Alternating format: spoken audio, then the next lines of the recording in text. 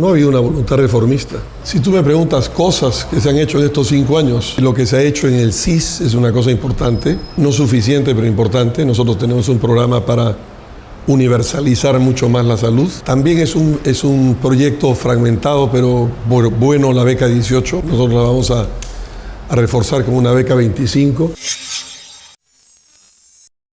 ¿Qué cosa es un modelo? Un modelo o un sistema es la manera en que las partes están organizadas en un todo. Entonces yo creo que puede haber partes buenas, pero la organización no está bien. Yo creo que este es un modelo en donde fundamentalmente no se ha protegido a los ciudadanos, no se ha protegido los intereses del país debidamente, y en la práctica el Perú es hoy día una fábrica de desigualdades. De modo que yo creo que hay que hacer cambios muy profundos. El Perú, como está organizado, no funciona nada. Por ejemplo, se habla de educación y uno dice, muy bien, pero ¿por qué no hablamos de la preeducación? Y resulta que el Perú, con todos los recursos inmensos, la renta natural inmensa, tiene departamentos con desnutrición infantil de 1 de cada 2 niños, ¿no? En los departamentos mineros ricos. ¿Ese es el modelo? Si ese es el modelo, voy a cambiarlo. Cada uno sabe hacer lo que lo educan para hacer. La función de las Fuerzas Armadas históricas es la defensa de las fronteras exteriores del Perú. La Fuerza Armada en muchas ocasiones ha tenido trabajos, comillas, cívicos importantes, pero un soldado es una persona que está preparado para matar. Eso no es un policía, son funciones distintas. Es como que tú me digas que no funciona bien el Ministerio de Economía y Finanzas, que no funciona, entonces vamos a pasar a los médicos del Ministerio de Salud a manejar el Ministerio de Economía. No es así. Pero además hay detrás de todo esto una falacia y una demagogia. La seguridad es una cadena de valor o una cadena de pérdida de valor. ¿Dónde empieza? Empieza en los vecindarios con marginalidad económica. Luego hemos perdido la conexión entre el vecindario y la policía, cuyo enlace era siempre la comisaría del pueblo. ¿Hace cuánto tiempo que una comisaría no rinde cuenta a la municipalidad de qué gasta su plata y qué hace, por ejemplo? Luego viene el tema de la policía, es una cuestión de reformas fundamentales, pero luego tienes el tema del Ministerio Público, luego el tema del Poder Judicial, el tema de las cárceles. Es una cadena de valor y tenemos que intervenir en toda esa cadena. El Perú no puede desconocer la importancia económica de los recursos naturales. Cuando un presidente, como hizo el señor Humala en su campaña anterior, dijo oro o agua, estaba engañando a los ciudadanos, porque las materias primas son una palanca de desarrollo y una palanca de financiamiento. Yo sería un presidente que reactivaría los proyectos mineros. Lo que no puede ocurrir es que haya una compañía minera miope que para desarrollar un proyecto de miles de millones de dólares quiera tirarse una pequeña laguna en contra de un valle, o que un gran grupo minero asentado durante décadas en el Perú como Southern quiera capturar agua del Valle del Tambo en lugar de hacer desalinización o traer agua del Titicaca. Y en consecuencia eso es inaceptable. Y lo que se requiere es un gran pacto nacional por el agua, que inevitablemente debe estar financiado por la minería, pero en beneficio de los agricultores. De modo que yo lo que voy a plantear es un gran programa de convergencia de minería y agricultura. Ahora, en tercer lugar, otro de los problemas que hay es que los ciudadanos no confían en el Estado. Si el Ministerio de Energía y Minas, que es el ministerio encargado de promover la inversión minera, y que además todo el mundo sabe que las compañías mineras tienen una gran influencia sobre los funcionarios, es además el que se encarga de la fiscalización medioambiental, algo no está funcionando bien en el país. La consulta previa es una ley, yo no es que esté a favor o en contra. Yo no creo que haya ninguna comunidad, ningún grupo de personas en el Perú, en ningún sitio, que se ponga en contra de un proyecto de desarrollo cuando ve esos beneficios tangibles. No lo creo. Porque eso al final es desarrollo, y lo que el Perú quiere es desarrollo.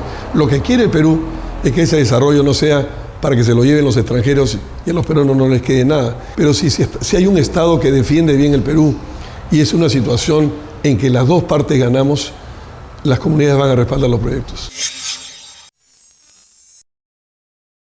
La democracia, el sistema en el que yo creo, tiene dos maneras de entenderse.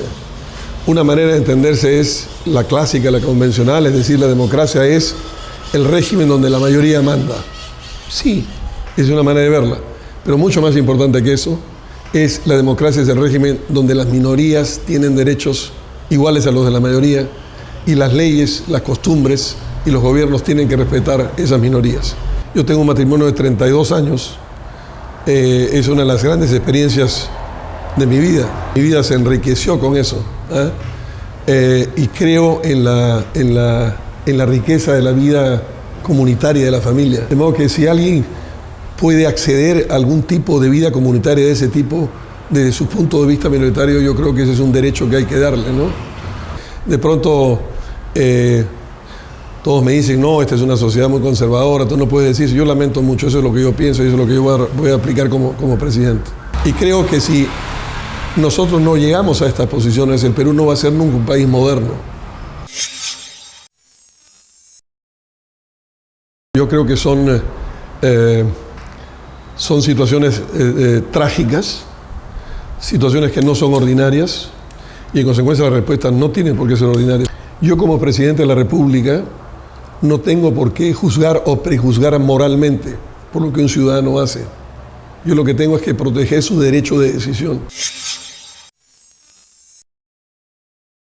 En el corto plazo, yo creo que lo que tenemos que hacer es restablecer, o no restablecer porque no ha existido antes, sino crear una sociedad de bienestar, un piso común de igualdad de oportunidades. ¿En qué hay ese piso común de igualdad de oportunidades? En las cosas elementales, en el trabajo, en que las condiciones generales del trabajo sean igualitarias, en la salud, en la educación y en la seguridad. Y el otro elemento fundamental es en el retiro.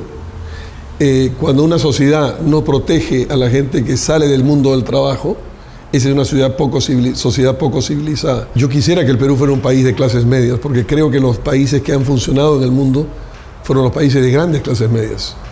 Cuando los países tienen grandes clases medias, son sociedades mucho menos violentas, son sociedades más tolerantes, son sociedades mucho más dinámicas económicamente, son sociedades con democracias estables. Consecuencia de uno de los problemas nuestros es una devolución de impuestos.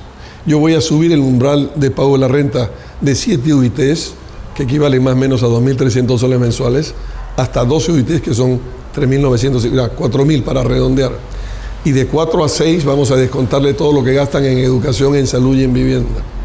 Naturalmente esto, igual que el fondo de pensiones que habría que crear para pensiones para todos, significan caídas de ingresos fiscales en el corto plazo, no en el largo plazo, porque esa plata que le vamos a devolver a los ciudadanos de verdad, no a los dueños de las empresas, sino a los ciudadanos de carne y hueso, a las 3,5 millones de familias que pueden ser favorecidas con esto, se van a reinyectar en la economía.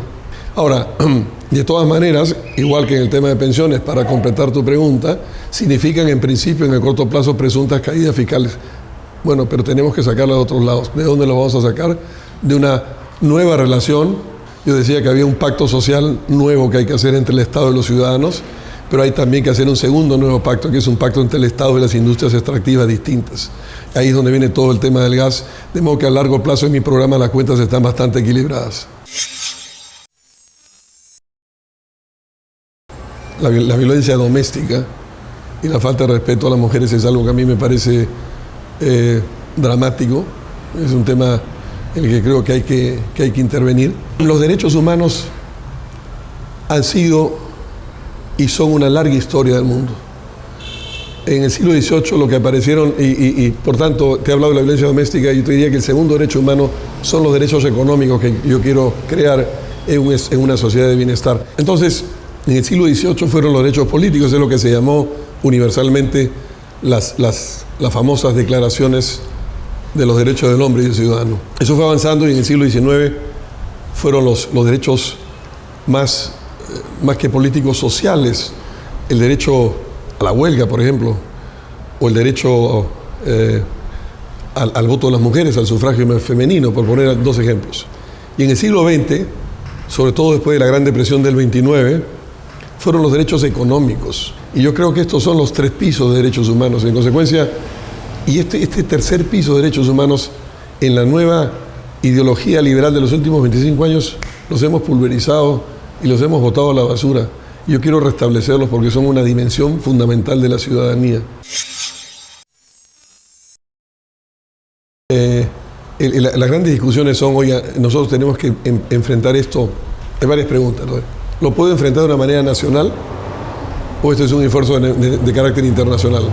La segunda es, mi respuesta va a tener que ser respuestas militares ¿O vamos a hacer unas respuestas mucho más de prevención y más educativas?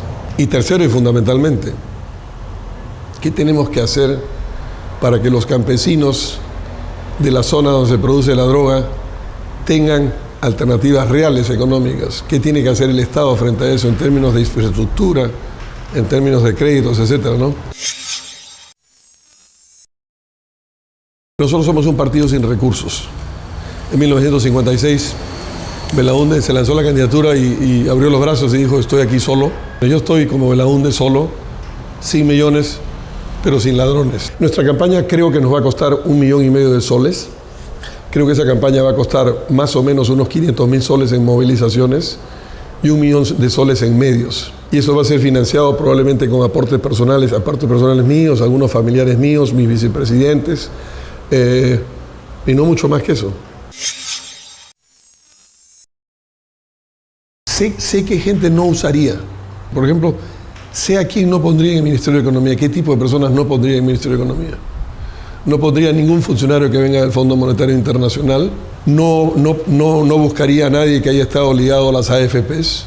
Trataría de buscar gente que esté... Me gustaría si hubiera algún provinciano, alguien desarrollista, alguien que... En fin, tengo varios nombres en la cabeza, pero sí sé el tipo de personas que no usaría.